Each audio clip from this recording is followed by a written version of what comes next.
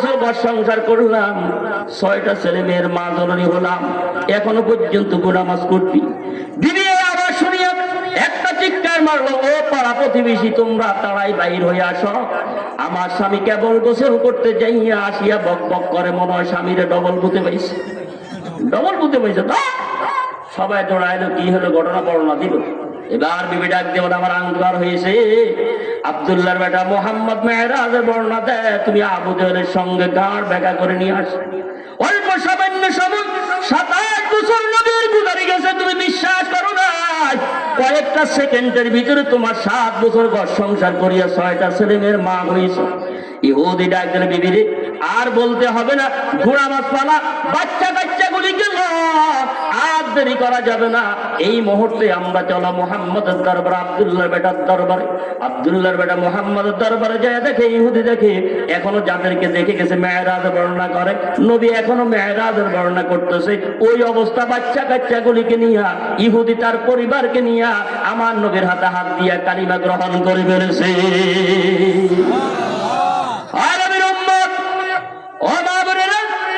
এই জন্য আল্লাহ তাআলা আপনাদেরকে নবী বানায় না, কিন্তু আপনাদেরকে সম্মান বাড়াইবার জন্য নবীর মা বানায়া দিয়েছে। ওয়াকারনা ফি বুয়ুতিকুন্না ওয়ালা তাবাররাজনা তাবাররুজাল জাহিলিয়াতিল উলা। ও নারীরা, খবরদার, তোমরা জাহিলিয়াতের যুগের নারীদের মতো তোমাদের শরীর বেগানা কোন পুরুষকে দেখাইও না। কার কথা? কথা বলেন না। মহিলা থাকবে পর্দায়, কোথায়? কথা বলেন না, পর্দায়। এখন পর্দা তো চলে গেছে ইন্স্যুরেন্সের মাধ্যমে, কথা বলেন না। পর্দা চলে গেছে বাসের নামের মাধ্যমে, পর্দা চলে গেছে এখন লাইফ ইন্স্যুরেন্স, পর্দা চলে গেছে এখন ব্যাংকের মাধ্যমে, কথা বলেন না। এখন আর বাড়ির পর্দা নেই। আগের যে মহিলারা ছিল, এখানে 70-80 বছর যে বয়সের পুরুষ আছে, এই যে মুরব্বী আছেন, আগের মহিলারা যারা বেঁচে আছে ওদের থেকে খবর নিয়ে দেখবেন, ওরা সুলি গায়ে দিত। কি গায়ে দিত? সুলি। কথা বলেন না। এখনকার মানুষ সুলি চিনে না। সুলি হলো কি? আমাদের মহিলারা এখন ব্লাউজ গাদ দেয়, এই ব্লাউজটার এখন গলা বড়, উপরের দিকে ছোট। আগে সুলিটা ছিল এই হাতের কবজি পর্যন্ত, হাত এইখানে কফাটা ছিল, গলাটা ছোট ছিল, নাভির নিচ পর্যন্ত লম্বা ছিল, ফেডিকেট পর্যন্ত। কথা বলেন ঠিক কিনা? বুড়ারা বলেন। এটার নাম ছিল সুলি, পুরা শরীরটা ঢাকনা দিত। এখন টেইলাররা গেছে, এটার নাম বুলি। মহিলারা দিছে এটার উপর দিকে তুলি। কথা বল না। নাম ছিল সুলি, টেইলাররা গেছে বুলি, মহিলারা দিছে উপর দিকে তুলি। এটার নাম বেলাজা। বেলাজা মানে যার শরম নাই, যার হায়া নাই, এটার নাম বেলাজা। আল হায়াউ শুবাতুম মিনাল ঈমান। যার হায়া নাই তার শরম নাই, যার শরম নাই তার ঈমান নাই, যার ঈমান নাই সে বেঈমান, তার জন্য আল্লাহর জাহান্নাম। কথা বলেন ঠিক কিনা? আমাদের মা বোনদের অবস্থা এখন এটা। প্রতিযোগিতা চলছে। এতদিন নিচে 12 ইঞ্চি দিত, হাতা 6 ইঞ্চি দিত, এখন উপরে নিচে 6 ইঞ্চি, হাতা দেয় এখন মাত্র 1-1.5 ইঞ্চি পিঠা। কথা বলেন ঠিক কিনা? ও মা বোনেরা, জাহান্নামের ইন্ধন তোমার যে অঙ্গ, যে অঙ্গটা কোন পুরুষ দেখেছে, ওই অঙ্গ জাহান্নামের আগুনে জ্বলবে, বিন্দু পরিমাণ কোনো ছাড় হবে না। কথা বলেন ঠিক কিনা?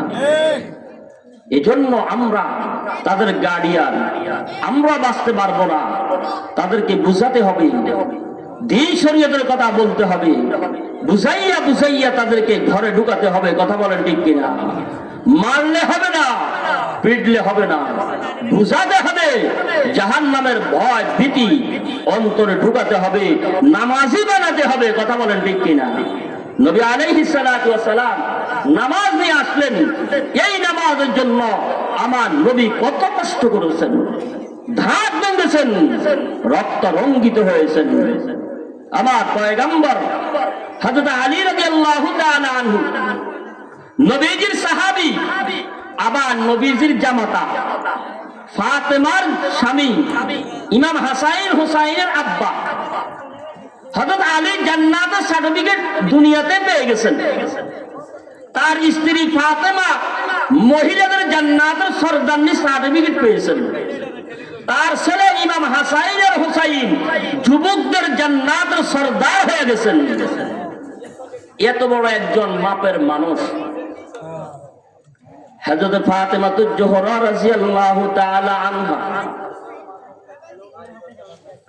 হযরত ফাতেমা তার স্বামী হযরত আলী রাদিয়াল্লাহু তাআলা আনহু গরিব মানুষ, সারাদিন নবীর সঙ্গে কালিমা দাওয়াত দিয়া রাতের বেলা যখন নাকি ঘরে আসলেন, আসিয়া দেখে ফাতেমা ঘুমায় নাই, স্বামীর জন্য অপেক্ষা।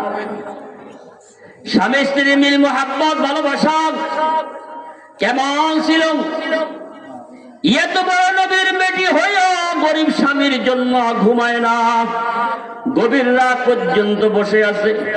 হযরত আলী অত্যন্ত দুর্বল, যুদ্ধের ময়দান নয়, কালিমার দাওয়াত দিয়া বাসায় গেলেন গভীর রাত। যাওয়ার পরে দেখে হযরত আলী ফাতেমা কোরআন তেলাওয়াত করে বসে বসে। ফাতেমা গো, আমার শরীরটা অত্যন্ত দুর্বল, ক্লান্তি হয়ে গেছি, দুর্বল হয়ে গেছি। ও ফাতেমা, আমাকে এক গ্লাস পানি পান করাও। এখন তো ঘরে ঘরে টিউবওয়েল আছে, তৎকালীন জামানা টিউবওয়েল ছিল না, ইন্দিরা থেকে গর্ত থেকে পানি উঠাইতেন বালতি কেটে কেটে। ফাতেমা দেখলেন ঘরের ভিতরে পানি নাই, মস্কের ভিতরে পানি নাই, স্বামী পানি চাইছেন। তাড়াতাড়ি পানির জন্য চলে গেলেন, ইন্দিরাতে পানি উঠালেন।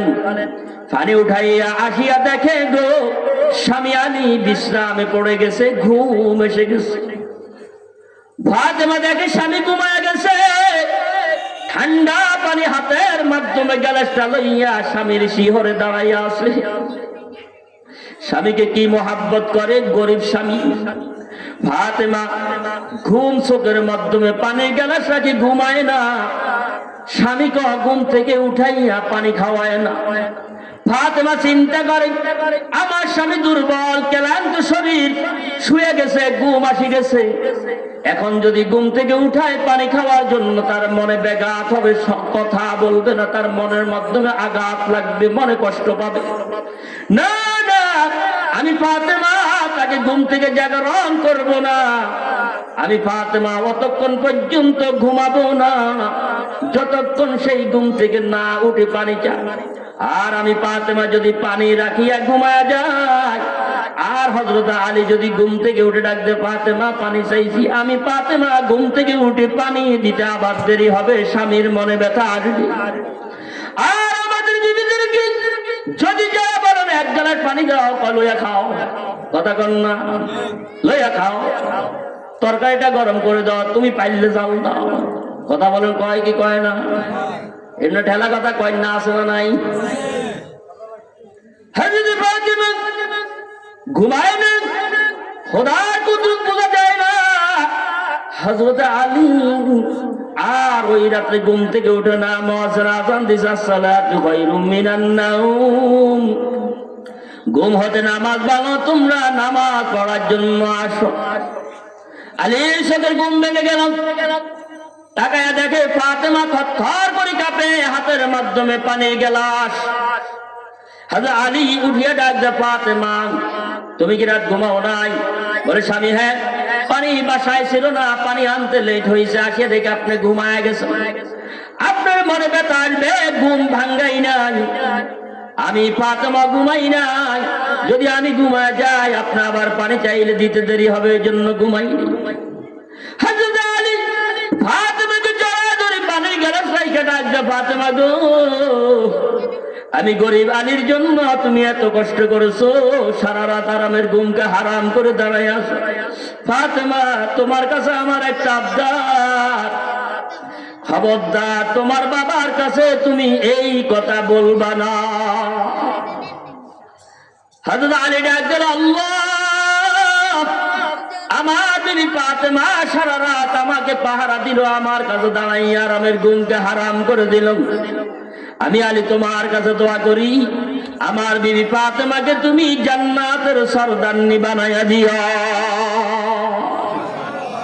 স্বামী দোয়া করছে ভোর রাতে উঠে, আল্লাহ তাআলা এটা কবুল করি পালাইছেন, ফাতেমাকে মহিলাদের সরদারনি বানাইছে। মহিলারা জান্নাতে যেতে পারবে না অতক্ষণ ফাতেমার সুপারিশ ছাড়া। যাই বললো আমি নামাজে যাই, তবে তোমার কাছে একটা আবদার, আমার আর তোমার মাধ্যমে কালকে রাতে যে ঘটনা ঘটছে এটা তোমার আব্বার কাছে কইও না, তাহলে আমি লজ্জায় মুখ দেখাইতে পারবো না, আমি গরিব সাহাবী। তুমি ফাতেমা এত কষ্ট করেছো, এটা তোমার বাবার কাছে বলিও না। ফাতেমা বলল ঠিক আছে। সকালবেলা হযরত আলী মসজিদে নববী থেকে নামাজ আদায় করে বাসায় ফিরলেন, অমনে জিবরাইল আগমন করলেন। জিবরাইল আসিয়া নবীকে সালাম দিলেন। নবীজি বলে, জিবরাইল এত সকাল সকাল তো আর দেখি নাই, কেন আসছো, কি খবর নিয়ে আসছো? জিবরাইল বলে, ইয়া রাসূলুল্লাহ, আপনার মেয়ে ফাতেমা আর আলীর মাঝে কি করছে আপনি কি খবর জানেন? বলে, না, আলী তো নামাজ পড়ে চলে গেল। বলে, গত রাত ফাতেমার কাছে আলী পানি চাইছে, ফাতেমা পানি আনতে দেরি, আলীর ঘুম এসে গেছে। ফাতেমা ঘুমাই নাই, স্বামীর মনে কষ্ট আসবে, ঘুম থেকে উঠে পানি খাওয়াই নাই। সারা রাত পানির গ্লাস নিয়ে ফাতেমা আলীর সিহে দাঁড়ায় আছে। আর আলী ঘুম থেকে উঠিয়া ফাতেমার জন্য আল্লাহর কাছে দোয়া করেছে, আল্লাহ তুমি আমার বিবিকে জান্নাতের সরদারনি বানায়া দাও। আল্লাহ তাআলা দোয়া কবুল করিয়া আপনার মেয়ে ফাতেমাকে জান্নাতের সরদারনি বানায়া দিছে। আমার নবী আর বাড়িতে যান নাই, জান্নাতের সরদারনির কপাল দেখার জন্য ফজর পরে চলে আসছেন। ফাতেমার ঘরে আসে, ডাক দেয়, ফাতেমা দরজা বন্ধ। মা ফাতেমা দরজা খোলো। ফাতেমা ভিতর থেকে ডাক দিলে, বাবা গো, ও বাবা, আমি এমন এক পরিস্থিতিতে আছি গো বাবা, যেই পরিস্থিতিতে আপনি বাবা সামনে দাঁড়াইবার ক্ষমতা না। কি পরিস্থিতি? পরনে ভালো কোনো কাপড় নেই। হযরত আলী বিবাহ করছেন, একটা কাপড়ও দেন নাই। ফাতেমার মা ইন্তেকাল করার পর দিয়া খাজরু কুবরা রাদিয়াল্লাহু তাআলা আনহার সেরা কাপড়গুলি তালি দিয়া দিয়া দিয়া দিয়া এগুলি পরিধান করে বিবাহ হয়েছে, বাসর হয়েছে। 6 বছর ঘর সংসার করছে, 6 বছরে 2টা ছেলে হয়েছে। 6 বছর পর্যন্ত হযরত আলী বিবিকে একটা কাপড় কিনে দিতে পারে নাই। আমাদের দেশে বউ থাকলো 14 গোষ্ঠীর তালাক দিল, হে বেরিয়ে কথা বল না, শুধু জামাইরা নয় 14 গোষ্ঠী তালাক দিল। কাপড় 50টা থাকার পর কাপড় লইতেই কথা কন না, না হলে বেটা 14 গোষ্ঠীর গালাগালি করে। এর না মহিলা আছে না নাই? ফাতেমা 6 বছর পর্যন্ত মরা মার 2 টুকরা কাপড় সিলাই সিলাই সিলাই সিলাই ইয়াতে টাইলে ইয়াতে ছিঁড়ে যায়। এইবার করিয়া 2টা ছেলের মা হওয়ার পর স্বামীকে 1 টুকরা কাপড় আনি দেন, বলে নাই স্বামী করি, অর্থ নাই। নবী ডাকলেন, ফাতেমা দরজা খোলো। ফাতেমা বলে, বাবা পারবো না। ও ফাতেমা, গত রাত তোমার মাধ্যমে আর তোমার স্বামীর মাধ্যমে কি করছে জানাও। ফাতেমা বলে, ডাকলেন, বাবা গো, আমার স্বামীর অনুমতি নাই, আমি আপনার কাছে বলতে পারবো না। আর আঙ্গ দেশে বেরিয়ে গেল, আপনি এমন করমলা চাই বিয়ে দিয়েছিল, তারে সারা রাত ঘুম মারাই এত সামনে কাটা করে কথা কর না, কথা কর না। আর বুড়িয়া কইল, ধর আর মাইয়ারে এত বড় বড় কি অপরাধের কারণে সারা ঘুম মারছে, তার 14 গোষ্ঠীর ছেলে ঘুম, আবার কি পয়সা কম আছে নাকি? কথা বলেন ঠিক কিনা? এনে হেঁটে বলা আছে না নাই? নবীজির মেয়ে বলে, বাবা আমার স্বামী আর আমার মাধ্যমে যা করছে এটা আপনাকে বলার অনুমতি নাই স্বামীতে। নবী ডাক দিয়ে বলে, ফাতেমা তুমি কথা গোপন করিও না। ও মা, তুমি দরজা খোলো, আমি তুমি ফাতেমাকে দেখতে আসি নাই, আমি আসি জান্নাতের সরদারনি মহিলা ফাতেমাকে দেখতে। তোর কপাল ভালো রে মা, কালকে রাত তুই তোর স্বামীর খেদমত করেছো, তোর স্বামীর দোয়ার বরকতে আল্লাহ তোকে জান্নাতের সরদারনি বানায়া দিছে। এইমাত্র জিব্রাইল আমাকে খবরটা জানাইয়া দিয়েছে। ফাতেমা বলে, বাবা স্বামী দোয়া করছে, আল্লাহ কবুল করছে, কিন্তু আমি এখন আপনার সামনে যেতে পারবো না, আপনি বাড়িতে চলে যান, যেহেতু আমার পরনে এমন কোনো কাপড় নাই যেই কাপড় দিয়ে আপনার সামনে যাব। নবী ডাক দিয়ে বলে, ফাতেমা আমি তোর ঘরের দরজার মাধ্যমে বসে পড়লাম, যতক্ষণ পর্যন্ত তুই ফাতেমা আমার সঙ্গে দেখা না করবি, তোর কপাল না দেখবো, ততক্ষণ পর্যন্ত আমি নবী তোর ঘরের দরজা ছাড়বো না। দেখেন বাপ বেটির মাধ্যমে কি কথা, আমি তোর ঘরের দরজা বসছি, দেখা করুন ছাড়া আমি যাবো না, যেহেতু তুই জান্নাতের সরদারনি, তোর কপাল দেখবো আমি। ফাতেমা, বাবা কি বাবা যাবো? নবী আর দেরি করলেন না, মাথা থেকে পাগড়ি খুলিয়া ঘরের দরজা নিচ দিয়া ডাক দিল, ফাতেমা রে, ও ফাতেমা আমি তোর কপাল না দেখিয়া বাড়িতে যাব না, তোর বাবার মাথার পাগড়ি খুলে দিয়েছে, এটা পরিয়ে তোর বাবার সামনে হাজির হ। এত কষ্ট করে ছেঁড়া কাপড় তুলে তুলে আজকে ভিক্ষুকের ঘরে গেল 10টা নতুন কাপড় পাবে না। কথা বলেন ঠিক কিনা? ও মা বোনরা শুনেন, দীর্ঘ 6 বছর যাওয়ার পরে এবার ফাতেমা স্বামী আলী এখনো কোনো কাপড় চোপড় দেন নাই, টাকা নাই, মদিনায় পড়ে থাকেন, দিনের দাওয়াত দেন, কিসমত জুটলে খান, না হলে এমনি পড়ে থাকেন, পেটে পাথর বেঁধে থাকেন। তো হযরত আলী রসুলের দরবারে যাচ্ছেন, ফাতেমা হঠাৎ করে স্বামীকে ডাকলে, স্বামী সুন্দর করে বলে, খেয়াল রাখেন সুন্দর করে, স্বামী 6 বছর হলো, বিবাহের বয়স, 2টা ছেলে হলো, আমার মরা মায়ের ছেঁড়া কাপড় চোপড়গুলি তুনে তুনে গায়ে দিয়ে শুনতেছি, বসলে এখান দিয়ে ফেটে যায়, ওইখান দিয়ে ফেটে যায়, আর কত আমি এইভাবে করবো? আজকে আপনি যান, আসার সময় যদি পারেন, সুন্দরে যদি পারেন আমার জন্য 1 টুকরা নতুন কাপড় আনিয়ে। এটা দোষ হয়েছে? কথা বলেন না, দোষ হয়েছে? সুন্দর স্বামী যদি পারেন আসার সময় আমার জন্য 1 টুকরা নতুন কাপড় আনিয়ে। হযরত আলী রাদিয়াল্লাহু তাআলা আনহু এই কথা শুনে হাও বলেন নাই, নাও বলেন নাই, চিন্তা এটাই করেন যে আমার কাছে তো টাকা নাই, কিন্তু বিবি তো আমার কাছে পাইপ, আমার কাছে টাকা নাই, কিন্তু এখন বিবি চাইছে, কখনো চাই নাই, না নিলে বিবির মনে কষ্ট হবে। এই জন্য হযরত